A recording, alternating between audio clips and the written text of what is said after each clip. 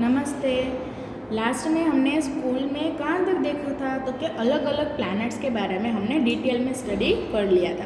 तो अब हम स्टार्ट करेंगे 15.1.3 यानी कि एस्टेरॉइड्स से। तो एस्टेरॉइड्स, कॉमेट्स, इन सब के बारे में आपने सुना तो होगा, लेकिन डिटेल में थोड़ा स्टडी करते हैं। तो सबसे पहले देखते हैं एस्टेरॉइड। एस्टेरॉइड्स किसे कहते हैं? तो कि एस्टेरॉइड्स और celestial bodies made of rocks or metal revolving around the sun in between the orbit of Mars and Jupiter.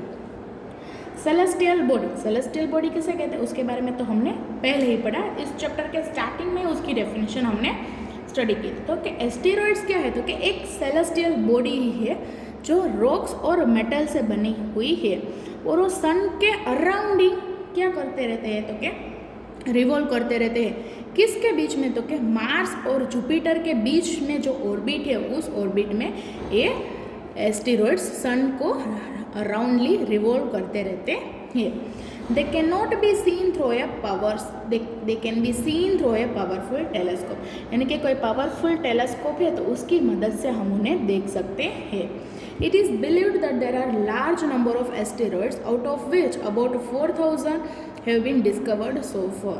ऐसा माना जाता है कि बहुत सारे नंबर ऑफ एस्टेरॉइड्स हैं, लेकिन जिसमें से दूर दूर तक 4,000 जितने शोधे गए हैं।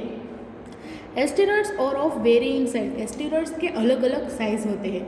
The largest asteroids series is actually a dwarf planet with a diameter of approximately 975 kilometre. सबसे बड़ा लार्जेस्ट एस्टेरॉइड्स क्या? तो कि सीरीज उसका नाम है, जो एक डार्क प्लैनेट भी है। डार्क प्लैनेट मतलब जो अब दिखाई नहीं देता है, जिसका डायामीटर कितना है? तो कि 975 किलोमीटर, लेकिन फिर भी वो डार्क प्लैनेट है, तो इसे कहते हैं एस्टेरॉइड्स। उसके बाद है कॉमेट्स।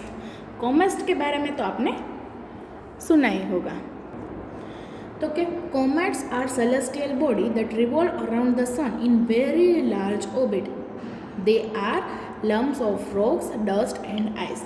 कॉमेट्स क्या है? तो कि वो भी एक सेलेस्टियल बॉडी ही है जो सन को रिवॉल्व करते रहते हैं, सन को अराउंडिंगली क्या करते रहते हैं? घूमते रहते हैं। वो भी कैसे ऑर्बिट में? तो कि बड़ी सी ऑर्बिट में, लार्ज ऑर्बिट में। ये किससे बने हुए होते हैं? तो कि रॉक्स के छोटे मोटे टुकड़ों से, डस्ट से और आइस से, इनसे बने हुए होते हैं ये comets. Comets appear like a ball of fire with a long tile. दिखने में कैसे होते हैं? तो कि एक बॉल जैसा और पीछे बड़ी सी पूंछ जैसे, बिल्कुल दिखने में इस तरह से, इसे कहते हैं कॉमेट्स। तो the tail always points away from the sun. ये जो टेल होती है वो सन से ऑपोजिट साइड में होती है, मतलब सन इस साइड है तो उसकी पूंछ इस डायरेक्शन में होगी। Points away from the sun. The length of the tail of a comet increases while coming towards the sun, यानी कि जैसे जैसे सन के नज़दीक आएगा कॉमेट्स, वैसे वैसे उस कॉमेट की जो टेल की लेंथ है वो क्या होती जाएगी? तो कि बढ़ती जाएगी। जैसे कि हमने बोला कि सन इस साइड है तो उसके ऑपोजिट डायरेक्शन में उसकी टेल होगी, और जैसे जैसे नज़दीक आएगा तो वैसे वैसे इस टेल की जो लेंथ है वो क्या होती जाएगी? तो कि बढ़ती जाएगी कॉमेट्स की। उसके बाद this happens because the heat of the sun melts some of the ice turning it into gas. ये किस वजह से होता है? क्योंकि ये जो कॉमेट्स है किससे बने हुए होते हैं? तो कि इसके अंदर आइस भी होता है। तो जैसे जैसे सन के नज़दीक आता है वैसे वैसे वो आइस जो है वो पिघलती है। वो किस? तो कि पिघलने के बाद डायरेक्ट वो किस में? तो कि गैस में कन्वर्ट हो जाती है। Some dust also come out forming a cloud of gas and dust around the comet. और डस्ट भी बाहर निकल के क्लाउड ऑफ गैस में कन्वर्ट होते हैं और कॉमेट के अराउंडिंग डस्ट प्रोड्यूस होता है। As the comet comes closer to the sun more dust and gas are given off making it light visible. जैसे जैसे सन के नज़दीक कॉमेट्स आता है वैसे वैसे ज़्यादा डस्ट और ज़्यादा गैस बाहर निकलता है। इसकी वजह से उनकी जो पूंछ है वो दिखने में एकदम क्लियरली हमें दिखाई देती है।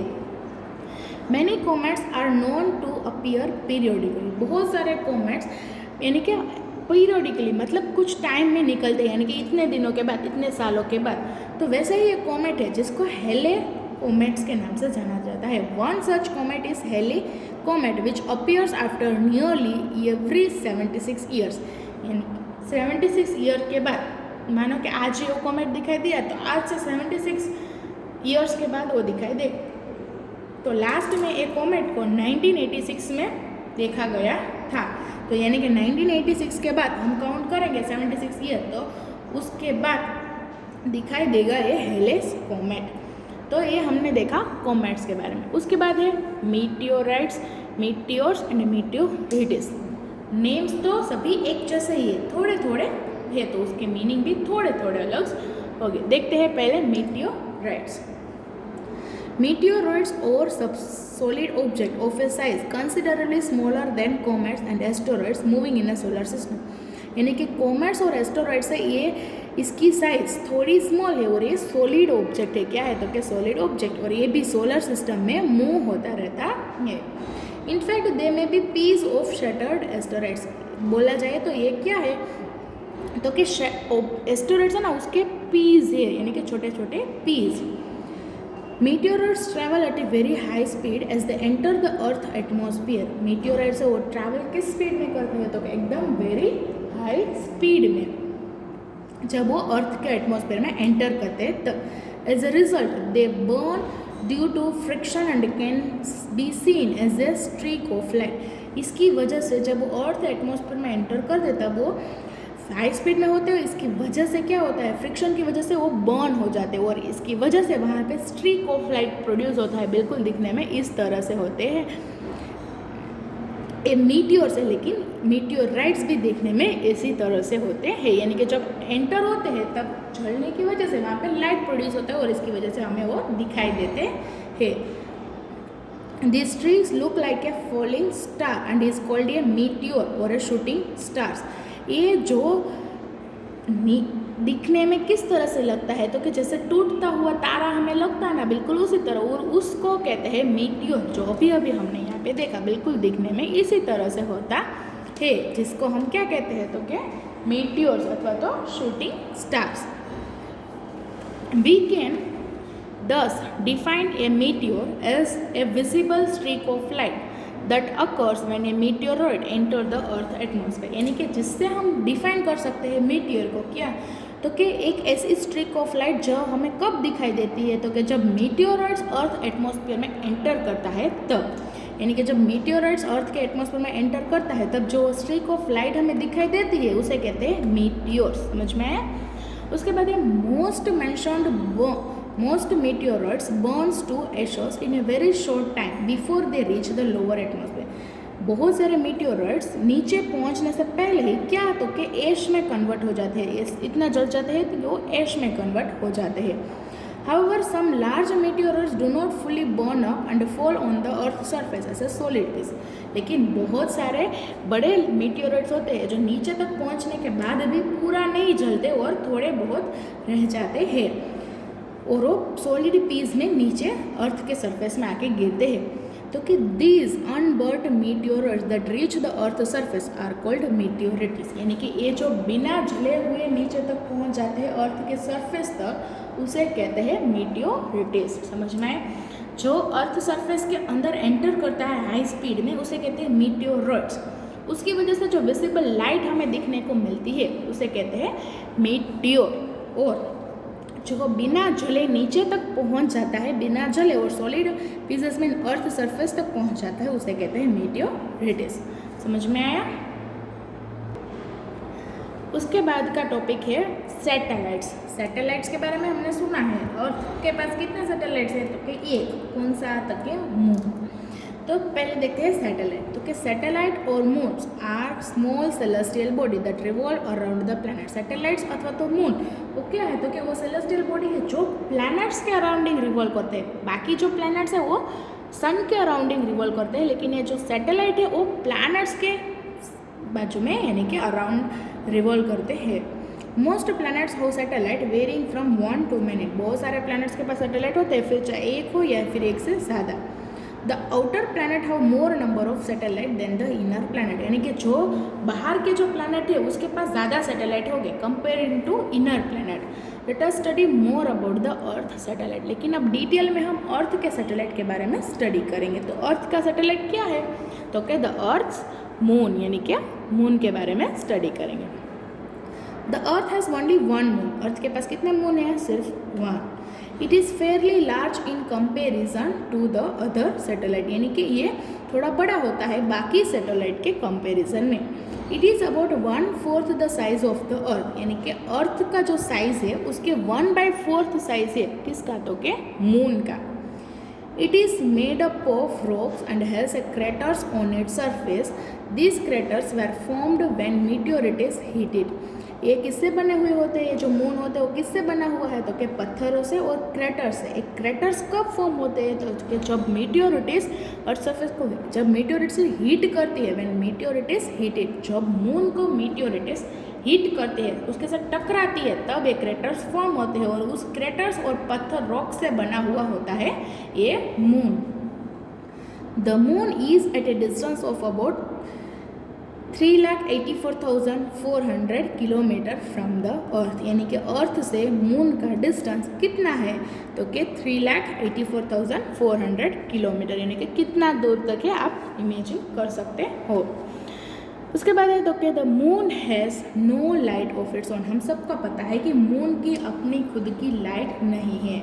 It reflects the light of the sun. इसमें जो लाइट निकलती है वो क्या है? तो कि सनलाइट की रिफ्लेक्शन है. It rotates on its own axis and also revolve around the अर्थ. ये अपने एक्सिस में खुद भी रोटेट होता है और अर्थ के अराउंडिंग भी रोटेट करता रहता है. Rotates on its own axis and also revolves around the sun. That is why one side of the moon is visible to us. इसी वजह से मून की एक साइड हमें देखने को मिलती है. You must have notice that you do not see the moon with the same shape every night. आपने ये तो नोटिस किया ही होगा कि हर रात को मून की जो साइज़ है वो सेम नहीं होती है, यानी कि उसके शेप में डिफरेंसेस आते रहते हैं. This is because the sun lights up different parts of the moon as it circles around the earth and we can see the lit side of the moon. ये इसीलिए होता है क्योंकि हमें ये तो पता है कि मून है वो अर्थ को रिवॉल्व करता रहता है और अर्थ सन को रिवॉल्व करता रहता है. तो जो पार्ट सनलाइट जिस पार्ट में सनलाइट उसके ऊपर पड़ेगी सिर्फ उसी का रिफ्लेक्शन हमें दिखने को मिलेगा. जिसके ऊपर लाइट ही नहीं पड़ेगी तो उसमें हमें लाइट दिखाई देगी नहीं. इसीलिए जो मून का जो शेप है वो दिन ब दिन चेंज होता रहता है. This shape of the bright part of the moon as seen from the earth are known as phases of the moon. तो ये जो अलग अलग शेप हमें अर्थ के सरफेस में हमें उसके अलग अलग शेप दिखाई देते हैं, मून के अलग अलग ब्राइट पार्ट दिखाई देते हैं, उसे कहते हैं फेजेस ऑफ मून. अब आपको पता है कि मून जो है वो होता तो राउंड ही है, वो वहाँ से चला नहीं जाता, लेकिन कभी कभी इतने पार्ट में ब्राइटनेस दिखाई देता है, कभी हाफ मून दिखाई देता है तो कभी पूरा दिखाई देता है. होता तो वहीं पे है लेकिन सिर्फ जितने पार्ट में सनलाइट पड़ते है उतना ही उसका रिफ्लेक्शन दिखाई देता है. तो ये जो अलग अलग ब्राइट पार्ट मून के हमें दिखाई देते हैं अर्थ में से, उसे कहते हैं फेजेस ऑफ मून. तो अलग अलग शेप हमें दिखाई देते हैं, उसके बारे में थोड़ा डिटेल में स्टडी करते हैं. न्यू मून मतलब नया मून. कब? तो कि when the moon is in between the earth and the sun we can not see it at all. We call it a new moon और अमावस्या. यानी कि जब हमें मून दिखाई नहीं देता, जिसको हम अमा कहते हैं अथवा तो अमावस्या कहते हैं, वो कब होता है? तो कि जब मून किसके बीच में हो? तो कि अर्थ और between the earth and the sun और अर्थ के बीच में हो, तब हमें मून दिखाई नहीं देता है. क्या नहीं दिखाई देता है? मून दिखाई नहीं देता है, जिसको हम क्या कहते हैं? तो क्या अमावस्या. क्रेसेंट मून किसे कहते हैं? तो कि 2-3 days after the new moon a small portion of moon is visible to us. यानी कि 2 से 3 दिन बाद न्यू मून जब अमावस्या होता है उसके 2 से 3 दिन के बाद स्मॉल पोर्शन हमें दिखाई देता है. बिल्कुल इस तरह से न्यू मून में हमें कुछ भी दिखाई नहीं देता, 2 से 3 दिन के बाद इतना पोर्शन हमें दिखाई देता है, जिसको हम क्रेसेंट मून कहते हैं. उसके बाद है first quarter. As the shape of the bright portion of the moon increases, we can see half of the moon as a semicircle. This is called the first quarter. यानी कि धीरे धीरे उसका जो ब्राइट पोर्शन है moon का वो बढ़ता जाता है और एकदम हाफ यानी कि सेमी सर्कल जितना हमें ब्राइट पार्ट दिखाई देता है, जिसको हम कहते हैं फर्स्ट क्वार्टर. क्या कहते हैं? First quarter. उसके बाद है गिब्बियस मून। गिब्बियस मून मतलब when more than half of a moon is visible we call it gibbous moon, यानी कि जब आधे से भी ज़्यादा पोर्शन हमें मून का ब्राइट दिखाई दे, बिल्कुल इस तरह से, आधा मतलब सेमी, उससे भी ज़्यादा पार्ट में हमें ब्राइट दिखाई दे मून, तो उसे कहते हैं गिब्बियस मून। और लास्ट में है फुल मून, यानी कि पूरा हमें मून दिखाई देता है। When the full lit portion of the moon is visible to us and the moon looks like a complete circle, we call it the full moon और पूर्णिमा। पूनम के दिन हमें पूरा मून दिखाई देता है, जो हम फुल मून के नाम से जाना जाता है। फुल मून मतलब एकदम कंप्लीट सर्कल में ब्राइटनेस हमें दिखाई देना। This cycle takes 15 days, after which the lit portion of the moon starts reducing till it reaches the new moon stage again। यानी कि ये जो साइकिल है वो 15 डेज की होती है, मतलब कि ये न्यू मून है, धीरे धीरे वापस क्या होता जाएगा, गिब्बियस, उसके बाद फर्स्ट क्वार्टर, उसके बाद क्रेजेंट और वापस न्यू मून, न्यू मून से वापस क्रेजेंट, फर्स्ट क्वार्टर, गिब्बियस और फुल मून, यानी कि 15 डेज की साइकिल है। न्यू मून से लेकर फुल मून तक की साइकिल कितने दिन तक चलती है, तो क्या 15 days. The time period between one new moon and the next is approximately 29 days, यानी कि एक न्यू मून से दूसरे नेक्स्ट की जो टाइम पीरियड है वो कितनी है, तो क्या 29 डेज, अप्रोक्सीमेटली 29 डेज। अप्रोक्सीमेटली मतलब कभी 29 तो कभी 28 तो कभी 30, यानी कि अप्रोक्सीमेटली इसके बाजू में है। हमको पता है कि पूनम, इस महीने की पूनम और अगले महीने की पूनम जब आते तब जाके पूरा चांद हमें देखने को मिलता है। तो ये जो टाइम पीरियड है वो कितने दिनों की होती है, तो क्या 29 डेज। तो यहाँ पे हमने आज मून के बारे में डिटेल में स्टडी किया। आज के लिए इतना है। आपका होमवर्क क्या है, तो कि ये जो new moon, crescent moon, first quarter, gibbous, full moon, इनकी जो डेफिनेशन है वो आपको लर्न करनी है, यानी कि कब और कितना पार्ट हो तो उसे हम कौन से मून से जाना चाहते हैं। आज के लिए इतना है, चलो नमस्ते।